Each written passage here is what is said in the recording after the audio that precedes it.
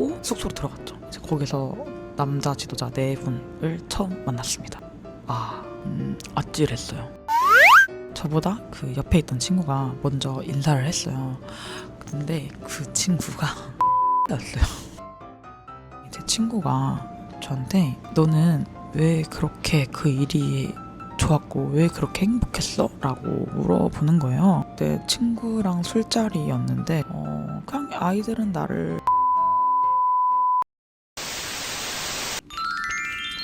안녕하세요. 예지가또의 예지입니다. 지금 저는 이번 주 화요일부터 금요일까지 제가 전에 몸담았던 괴장군 청소년 수련원에 지원 근무를 하러 오게 되었습니다. 지금은 야간 당직 중이고요. 현재 시간은 새벽 2시 45분 정도 되었습니다. 46분이네요. 보이시죠?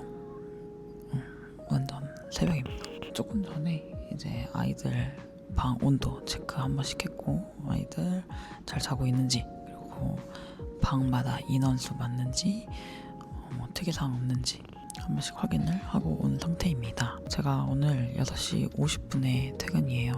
오늘 8시간 반 정도를 이제 당직을 서야 되는데 지금 4시간 반 정도를 섰고 4시간 정도 남아있는 상태입니다. 제가 수련원에 어떻게 처음으로 오게 되었는지부터 한번 말씀을 드리면 원래는 그 공유 미용실이라는 곳에서 매니저로 일을 했었어요. 그래서 사람들이 미용실 이러니까 헤어 디자이너였나? 그것도 제가 살짝 헤어 디자이너처럼 보이는 느낌도 있었나 봐요. 그래서 그 헤어 디자이너였냐 이렇게 물어보시는 분들도 많은데 그건 아니었고요. 이제 처음에는 저도 그냥 일반 신입 매니저로 입사를 해서 단순한 업무들만 하다가 하나의 지점을 그래도 잘 맡아서 관리를 한다라고 이제 회사에 인정을 받아서 그래서 부점장으로 근무를 하다가 2개 지점 관리하는 슈퍼바이저로 다녔었어요. 그 직원들 근태 관리하고 스케줄 짜고 서울 성수역에 있는 성수점이랑 서울대 입구점이랑 이렇게 두 곳을 왔다 갔다 하면서 로테이션도 하고 빵꾸도 때우러 신사점도 가고 홍대점도 가고 이렇게 하면서 근무를 하다가 퇴사를 했습니다. 그 일을 처음 시작했던 것도 일용직이 너무 재밌어요. 사람들도 너무 다양한 친구들 많이 만날 수 있고 해서 거의 그때는 또 하루 놀고 이렇게 막 살다 보니까 돈을 좀 벌어야겠다 해서 그냥 집 근처에 있는 미용실에서 매니저를 구한다고 가볼까? 이래서 이제 처음에 갔던 거고요. 근데 그렇게 일을 시작을 했다 보니 제가 추구하는 워크앤라이프 이게 안 맞는 거예요. 워라밸이라고 하죠. 그러니까 일과 삶의 그 밸런스를 맞춰야 된다는 게 아니라 저 같은 경우는 일에 몰두를 하고 싶어 하는 사람이에요. 완전 어릴 때부터 일에서 자아를 찾겠다는 생각을 항상 많이 했었고 그렇게 살겠다라고 하는 게 나의 어떻게 보면 오랜 수건 같은 거였는데 그런 일을 하다 보니 내 적성에도 그렇게 딱히 맞는 것 같진 않고 내가 뭔가 이곳에 고여있는 느낌? 물론 그 회사 안에서 조금씩 성장을 하면서 진짜 그래도 제가 나 이 정도 돈 받고 이 정도 일하는 거? 워라밸? 누가 생각하면 진짜 좋은 회사라고 할 수도 있어요. 그럼에도 저랑 맞지 않는다는 생각이 들었고 나는 이곳에 좀 고여있다라는 생각을 많이 했어요. 그래서 일단 이 회사를 나와야겠다라는 생각을 했고 또 책임감 없이 그냥 저 나갈래요 이러고 바로 퇴사하긴 또 그래서 이때까진 다닐게요 하다가 이제 몇 개월이 조금씩 더 이렇게 지나온 거죠. 그러다가 그때 제가 이제 손석구라는 배우를 굉장히 사랑했습니다. 완전히 미쳐 눈이 완전히 돌아있었을 때였는데 그때 이제 손석구 배우님이 댓글 부대라는 영화를 찍었고 그 영화가 이제 개봉을 하기 전에 언론 시사회도 하고 VIP 시사회도 하고 되게 많아요. 이제 그것들을 하나하나씩 정보를 얻게 되면서 나는 내가 정신이 있는 한 이분이 어딘가에 배우로 참석하는 행사에는 내가 무조건 간다. 살짝 이런 생각을 갖고 있을 때여가지고 그분 그 댓글 부대라는 영화가 공개를 하는 시기에 맞춰서 퇴사를 질렀습니다. 물론 그게 문제가 아니었죠. 근데 그냥 어떻게 보면 클릭을 딱 하게 해준 거죠. 일단 이곳을 나가야 된다. 그래서 클릭 딱 하게 해줬고 그래서 덕질을 한 2달 진짜 열심히 했어요. 어떤 후회도 남기지 않도록 모든 행사를 다 다녔었고 2달 그렇게 빡세게 놀아보니까 내가 이렇게 살면 안 된다 라는 생각이 좀 들었어요. 그래서 다시 일단 돈을 벌자. 그럼 뭘로 돈을 벌 것이냐? 해보고 싶었던 걸로 돈을 벌자. 공고를 하나 봅니다. 그 공고를 이렇게 읽었는데 막 설레는 거예요. 처음에는 그냥 수련원? 나 수련원 일해보고 싶었잖아 이랬었던 건데 그 공고문을 쭉 읽으면서 보니까 이거 나 여기 가면은 좀 재밌게 살 수 있을 것 같아 라는 생각이 들었어요. 정확하게 기억이 나진 않지만 열정에 대한 꿈이 있으신 분 그리고 체력이 좋으신 분 그러니까 엄청 힘들다는 글이 이렇게 계속 써 있어요. 너무너무 힘들다. 그리고 근데 맨 밑에 그만큼 보람이 남는 일일 겁니다 라고 쓰여 있었어요. 그리고 공고에 단체 생활을 못 하시는 분, 아이들을 싫어하시는 분, 타인과 잘 못 지내시는 분 이런 조금 나름 구체적인 안 되는 사람에 대해서 이렇게 써 있었는데 그게 전 너무 좋더라고요. 그러니까 우리는 네가 무조건적으로 필요해 라기보다 살짝 그거 있잖아요. 살짝 밀당하는 느낌이고 우린 이런 사람 걸을 거야. 근데 너 이런 사람 아니야? 컴온 한번 와봐. 좀 이런 느낌이 들어서 제가 바로 지원서를 쓰기 시작했어요. 근데 그 자소서를 쓰는 내내 너무 재밌는 거예요. 내가 살아왔던 이야기, 나는 이런 사람입니다. 그리고 내가 이 일을 왜 관심을 갖게 됐는지, 나는 청소년 지도자에 대한 어릴 때부터 동경이 있었고 그 일을 꼭 한번 해보고 싶었다. 그리고 고등학교 때 갔던 간부 수련회에서 선생님들이 예지 너는 무조건 이쪽 일을 한 번은 해야 된다. 그리고 너가 만약에 할 거라면 우리 수련원으로 와 하실 정도로 선생님들이 되게 예뻐주셨어요. 그때부터 보였나 봐요.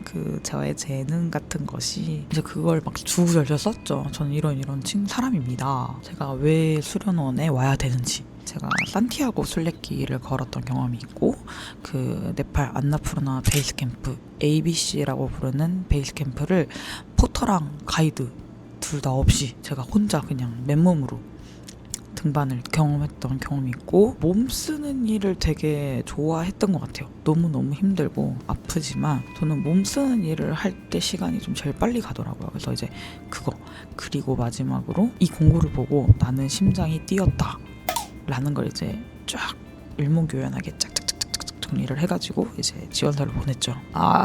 아니나 다를까 그냥 바로 그날 저녁쯤에 바로 연락이 왔더라고요. 그래서 이제 누구 교육팀장 누구입니다 이렇게 하면서 연락을 주셨고 지원서 너무 성의껏 잘 써주셔서 감사하고 지원서에서 보셨다시피 굉장히 힘든 일이다. 몸이 진짜 힘든 일이지만 그만큼 보람이 남는 일일 거고 아이들을 좋아하신다면 더할 나위 없이 좋아하실 겁니다 라고 이야기를 하시면서 같이 일을 해보시면 어떻겠냐 라고 제안을 주셨어요. 그래서 너무 감사하게 저의 청소년 지도자 인생이 시작이 되었습니다. 저는 첫 날에 대한 인상이 되게 깊었어요. 지금도 좀 기억에 좀 선명하게 남는데 수련원에 있는 그 지도자라는 직업은 아이들이 이 수련원에 들어올 때부터 아이들이 나갈 때까지 계속 같이 있잖아요.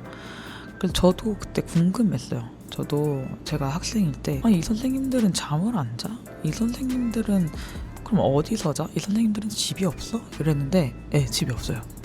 집이 없고요. 대부분 아마 수련원 안에 있거나 아니면 근처에 숙소가 따로 있다고 듣긴 들었어요. 근데 이제 개인 집으로 가서 잠을 자는 건 아마 거의 없을 거고 왜냐면 수련원이 대부분 산속이나 좀 외진 곳에 있기 때문에 출퇴근하기가 조금 빡셀 거예요. 그래서 저도 주말에 다 같이 쉬는 큰 숙소 하나가 있었고 그리고 수련 활동을 하는 월요일부터 금요일 기간에는 수련원에 남는 방에서 잠을 잡니다. 그래서 조금 슬픈 이야기지만 방이 안 남잖아요. 학생들이 너무 많이 들어오고 선생님들도 학생들 있는 동에서 자고 싶다라고 하시면 우리 남자 선생님들 같은 경우는 보건실에서 보건실 침대가 있어요. 아이들 쉴 수 있는 침대. 그 보건실에서 쉬시거나 아니면 이제 경비실에 뭐 옹기종기 모여 자거나 샤워도 그냥 공용 샤워 그리고 화장실 다 공용 이렇게 하시면서 지내셨던 경험도 있어요. 아무튼 이제 그런 식으로 숙소가 따로 있었습니다. 그래서 저는 일요일 몇 시까지 어디 터미널로 오시고요. 그러면 픽업을 가겠습니다. 하셔서 2달짜리 짐을 캐리어에 엄청 크게 들고 간 거죠. 그래서 제 캐리어가 엄청 컸는데 그 터미널에 여자분이 한 분이 더 오신다는 걸 알고 있었고 딱 봤는데 저기 어떤 분이 저랑 비슷하게 큰 캐리어를 이렇게 옆에다 두고 이렇게 가속하게 이렇게 앉아 계신 거예요. 근데 제가 생각했던 청소년 지도자는 외향적이고 좀 개성 강하고 운동 많이 할 것 같고 이런 느낌의 사람일 거라고 생각했는데 그 다소곳하게 앉아 계시는 분이 그 머리에는 그 레이스 스크런치 같은 거를 하고 계셨고 너무 온화한 미소를 이렇게 앉아 계신 거예요. 그래서 처음에는 저분인가 했는데 저분일 리가 없다 이랬는데 이제 저한테 전화를 주셨던 교육팀장님 전화를 다시 받고 밖으로 나갔는데 그분도 전화를 받더니 나오시더라고요. 그분이 와왔습니다. 이제 다 같이 생활하는 숙소를 일단 먼저 모였어요.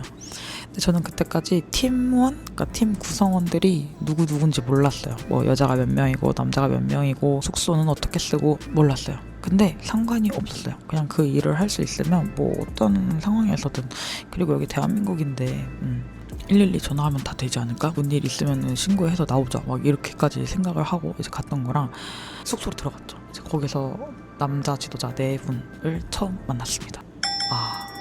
아찔했어요. 저는 그렇게 어린 친구들이 있을 거라고는 사실 상상을 못했어요. 선생님이라는 단어가 저의 뇌에 계속 이렇게 있으니까 대부분 30대지 않을까 생각을 했는데 마침 대장님께서 다 어린 친구들이다 라고 말씀을 하시더라고요. 어린 친구들이랑 같이 생활을 해야 한다고 하니 나만 너무 늙은이 같고 내가 이걸 적응을 할 수 있을까? 일도 일이고 이 친구들과의 사이에서도 내가 적응을 할 수 있을까? 라고 생각을 했어요. 그리고 저랑 같이 들어갔던 분도 저보다는 어렸던 친구 일단은 인사를 하재요. 이렇게 둘러앉아서 인사를 하는데 저보다 그 옆에 있던 친구가 먼저 인사를 했어요. 근데 그 친구가 의사였어요. 의사인 거예요. 의사. 진짜 의사. 현업 의사는 아니고 의대생들 파업했을 때 있잖아요. 저도 정확하게는 기억이 안 나는데 그 파업에 동참했던 친구인데 수련원에서도 아이들 응급처치나 이런 것 때문에 그런 자격증 있는 분들을 많이 모시거든요. 그 친구도 이런 거 관심이 있고 청소년들 좋아하니까 이제 경험삼 한번 해보자 하고 왔던 것 같아요. 덕분에 저는 개쩔이었어요. 자기소개를 하고 이제 뭐 궁금한 게 있어 한번 물어보자. 먼저 있던 그 4명의 친구들이 진짜 질문을 겁나 많이 하는 거예요. 아니 왜 근데 여기를 왔어요? 뭐 이런 거부터 시작해가지고 그런 의대생 파업 그건 어떻게 되느냐 뭐 어쩌고 저쩌고 해가지고 저도 궁금했던 거니까 그냥 맞아 그렇구나 그렇구나 그럴 수 있구나 하고 이제 다음 제 차례가 돼서 저는 이런 사람이고 나이는 이렇습니다. 혹시 궁금한 거 있으세요? 했는데 겁나 진짜 겁나 조용했고요. 그러다 이제 그 정적을 깨야 된다고 느낀 한 쌤께서 저에게 질문이 있대요. 네 이렇게 했더니 파마는 어제 하신 거예요? 이렇게 물어보는 거예요. 근데 어제 한 게 맞았거든요. 어제 한 게 맞았어요. 그래서 네 어제 했어요 했더니 알겠대요. 끝. 그러니까 그들은 저에게 어떤 것도 기대하지 않았던 거죠. 그때 당시에는 자존심이 조금 상했다? 제 기억에는 화장도 안 하고 갔었던 것 같아요. 화장도 안 하고 쌩얼인 상태로 막 머리는 빠글빠글하지.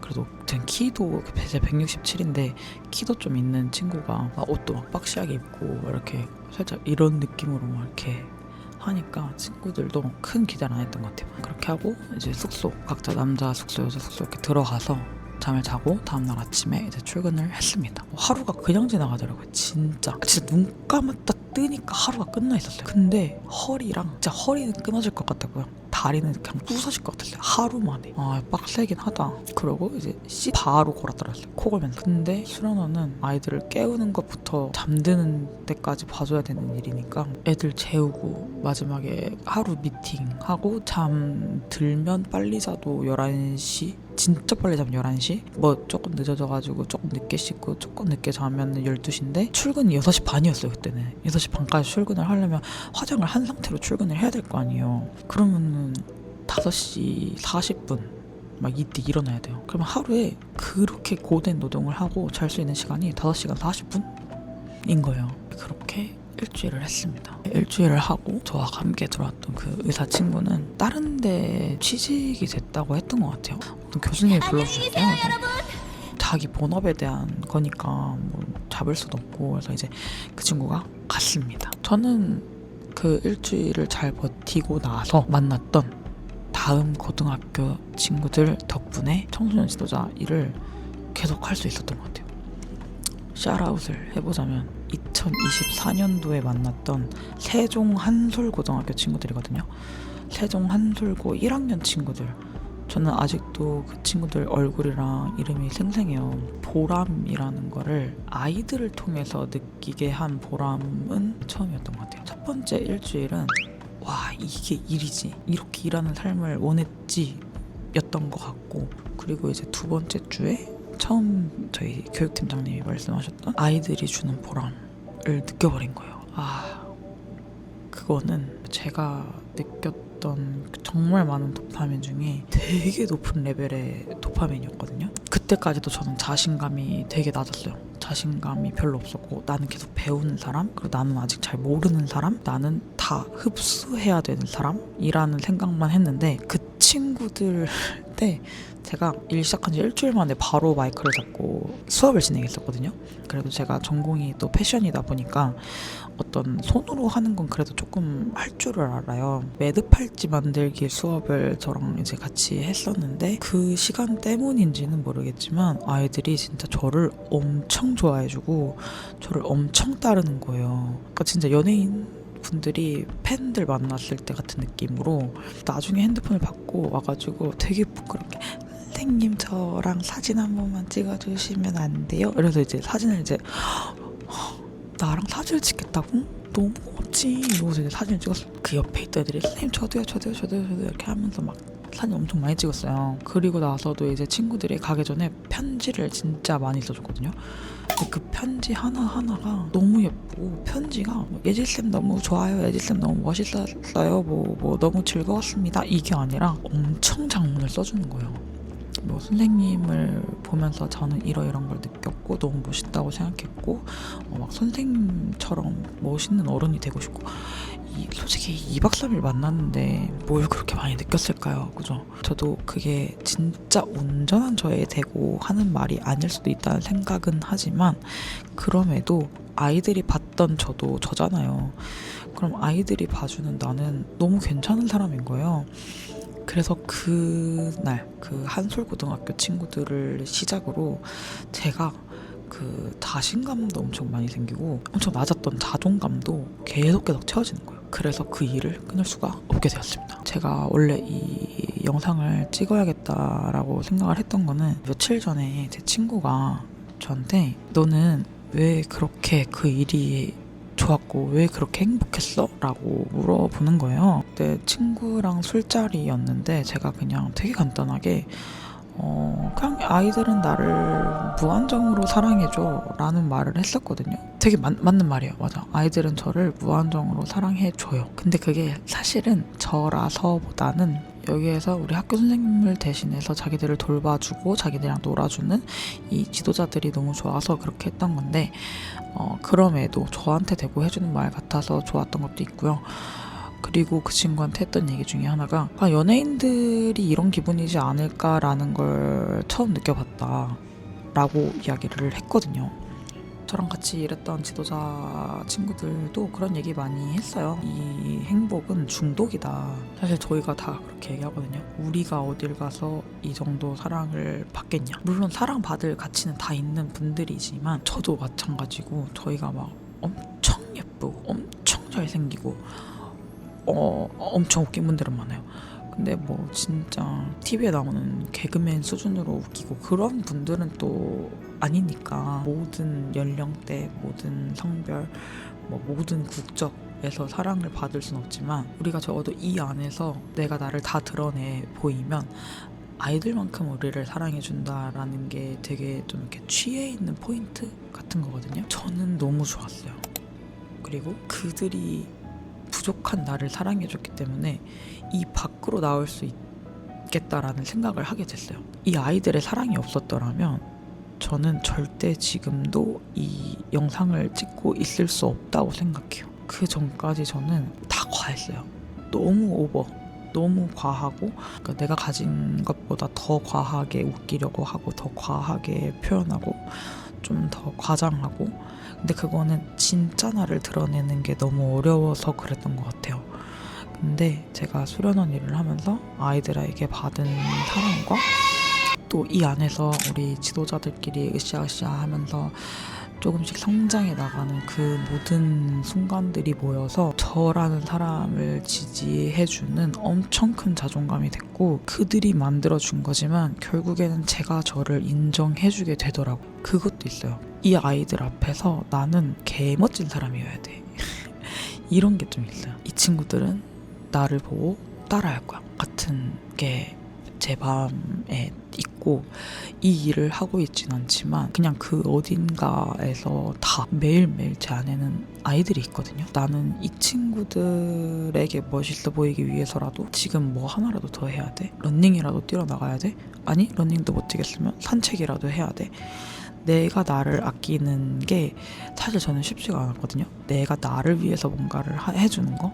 근데 내가 내 안에 있는 이 아이들, 그리고 이 아이들이 나에게 보여준 그 사랑의 보답을 하기 위해서는 다 되더라고요. 못할 것 같았던 게 다 되고, 고소공포증 진짜 심한데 트레킹 코스 중에 그 출렁다리 있잖아요.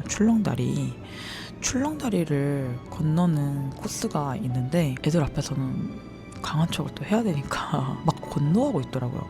저도 막 건너가고 뒤에서 막 무서워하는 친구들을 제가 데리고 막 가고. 근데 제 안에 분명히 공포가 있긴 있었거든요. 분명히 있었는데 그게 흐려지는 느낌이라 그래야 되나? 내가 이 아이들을 지켜야 되고 이 아이들한테 좋은 본보기가 돼야 된다는 생각이 그 고소공포증, 그 공포를 다 뛰어넘어 버린 거예요. 그래서 저는 이 아이들 덕분에 정말 많이 성장했고 그렇습니다. 제가 아이들 사진을 찍어 놓은 거를 이제 인스타나 그런 곳에 올리게 되면 아이들한테 허락을 받거나 그냥 모자이크를 해서 올려야 되거든요. 그래서 제가 아이들 얼굴을 다 모자이크 해서 올리면서 너희가 가지고 있는 이 웃음이 너무너무 예뻐서 사람들한테 꼭 알려주고 싶은데 너희의 모든 표정을 가려야 된다는 게 너무 속이 상하다라는 글을 쓰면서 그 생각을 하게 됐어요. 나도 이런 사랑을 받고 싶은 게 아닐까? 그냥 이렇게 하고 있을 때 그냥 평범한 아이예요. 근데 그 친구가 웃는 순간 진짜 그 친구 주변으로 빛이 나거든요. 그러면서 나도 그런 사랑을 받고 싶다.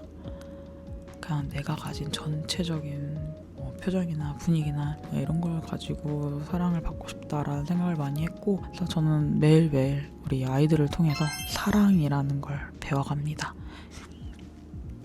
안녕. 또 올게요.